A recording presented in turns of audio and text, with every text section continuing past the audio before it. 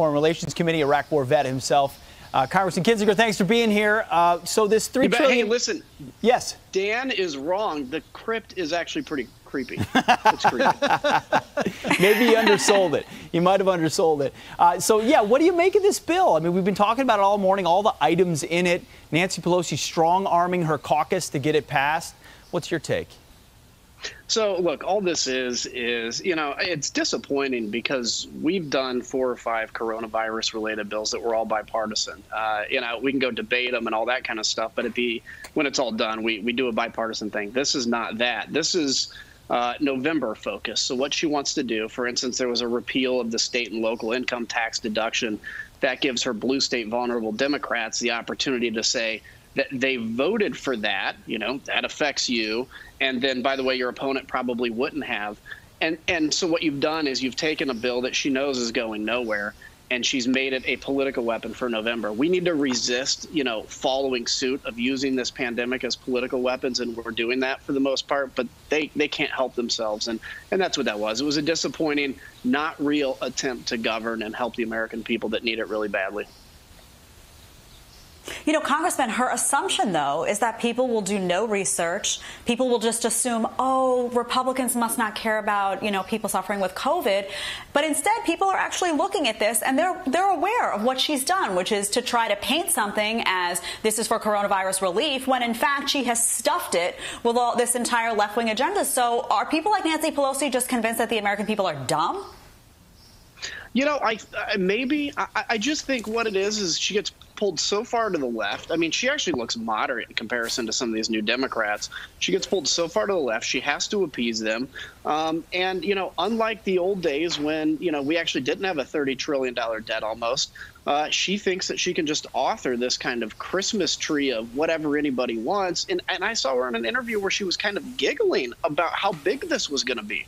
And, we're going to have some real tough decisions to make when the economy recovers because of our debt.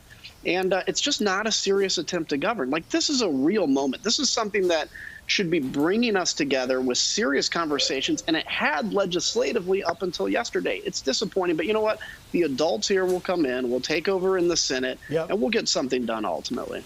And, Congressman, you adults also do oversight. I want to ask you about President Trump. Fox News is reporting that President Trump is possibly going to restore partial funding to the World Health Organization after a pause to investigate the coronavirus response. Obviously, by now, most Americans are aware that China suppressed and tried to conceal the outbreak.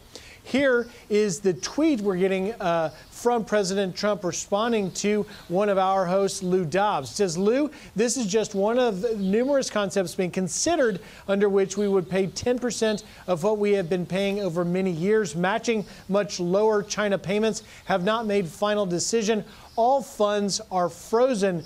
Thanks. But, Congressman, as we know, the WHO was tweeting that the human-to-human transmission wasn't a factor early on, cost thousands, if not millions, of cases to break out. Yeah, so I think it's actually an interesting concept because the issue with the WHO, we don't want to just abandon it and disband it, but we want the head of the WHO gone. He is absolutely in the pocket of China. And there's no better opportunity than to say, we're going to withdraw most of our funding. We'll still have a seat at the table.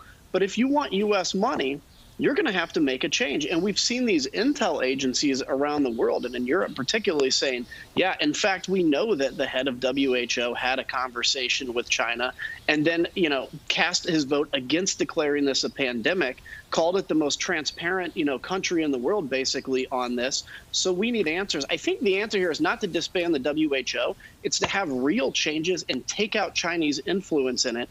And I think if the president makes this decision, it may be an interesting opportunity to use that money as leverage for change. Congressman, I want to shift over to some of the protests that are going on, particularly in Illinois with the state's stay-at-home order. That's in place until the end of the month. So what are constituents saying to you about this? Well, they're pretty ticked off. So in Peru, Illinois, a Hobby Lobby somebody, called and tattletaled that it was open. So the police had to come and shut it down. They didn't storm it, but, they showed up and said, hey, we're under orders, shut this down. Hobby Lobby shut down. Hobby Lobby, right? I think what's happening is you have people, my district's mostly rural. Some towns are like 100 people. That's already socially distanced. But they're being treated as if they're in a hot spot like Chicago. And the governor, when he comes out and he threatens things like, I'm going to withhold federal funding from these local communities, that makes people even angrier. And I think what these kind of left-wing governors are forgetting is that people are free in America, and they'll be voluntarily, to help to stop a pandemic. But they don't want to have your thumb put on them, particularly after we have flattened the curve, and we were told that was the goal. Congressman, do you think people should start opening up, sort of responsible civil disobedience, saying you can't shut us down forever, my business will go under? So I'm not going to call for that. I'm going to say, that I think that the state of Illinois and the governor needs to make even more flexibility to his plan, make it achievable, and understand that, if people wear masks in public and keep their distance, we can basically prevent the spread as much as a lockdown can too. We shall see. Adam Kinzinger, thank you very much. Appreciate your time this morning. Anytime. See you guys.